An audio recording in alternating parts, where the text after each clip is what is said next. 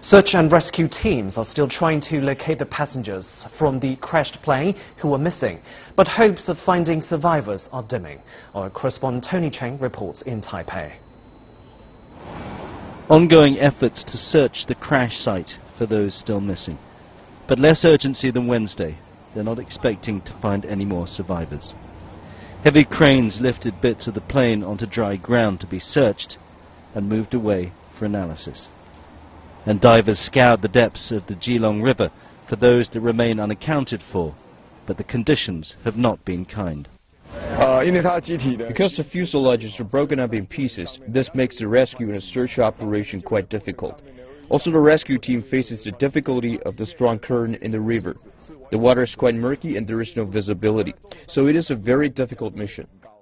On the other side of the Taiwan Strait, support teams in Xiamen preparing to depart for Taipei.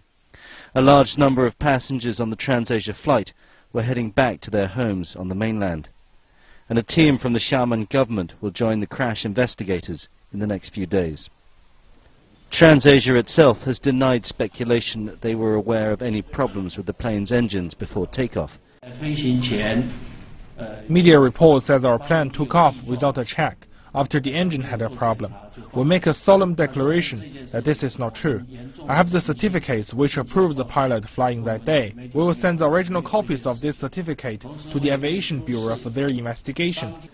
But Taiwan's aviation authority has grounded all of the ATR twin propeller planes for extra safety checks. And TransAsia said it was preparing to make payments to the relatives of the victims. TransAsia today will identify the relatives of the victims and will be paying out compensation of approximately $38,000 to the families for funeral expenses.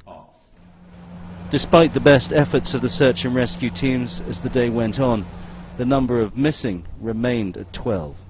Scuba divers scouring the bottom of the Jilung River trying to find the final victims of this Trans-Asia plane that came down in central Taipei about 24 hours ago.